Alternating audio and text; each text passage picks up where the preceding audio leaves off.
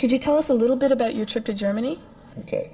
Prior to coming to Port Credit, I had an opportunity to go to Germany for 2 years on an exchange or a loan of service with the Department of National Defense, and I was principal of the high school in Lahr, West Germany, down in the southern part in the Black Forest.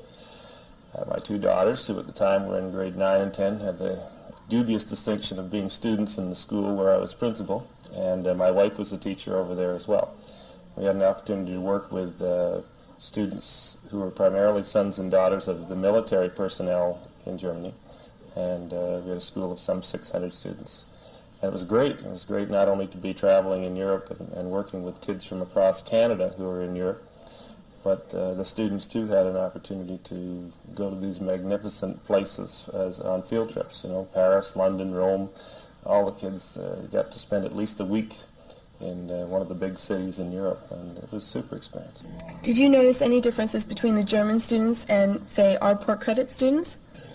Well, the students that I worked with were Canadian, but I did have an opportunity to visit the German schools, and I think one of the things that alarmed me was that I had expected to go to Germany and find a very, very disciplined school system, and it's not. It's, I think, probably much more relaxed than our own in Ontario.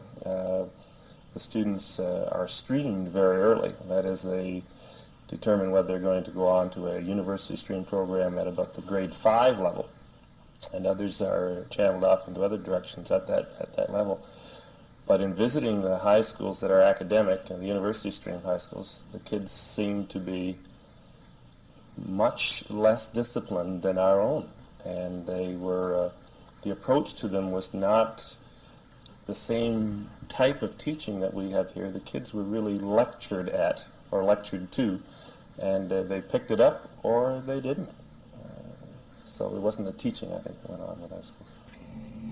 And how does the teaching system in Germany differ from the teaching system here at Port Credit?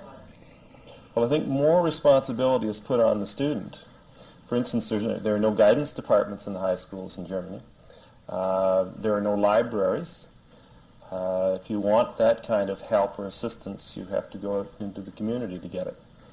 So that it was strictly an academic institution. And these are the university-streamed high schools.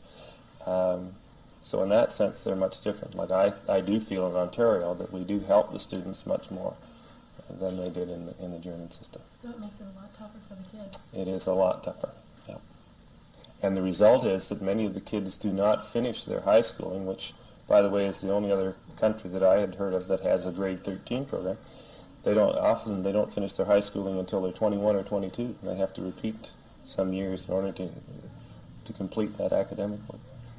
Now, how does it affect the population in general? Because one of the advantages that the German kids have that our kids in Ontario, for instance, don't have is that university education is free, just as the high school education seems to be free to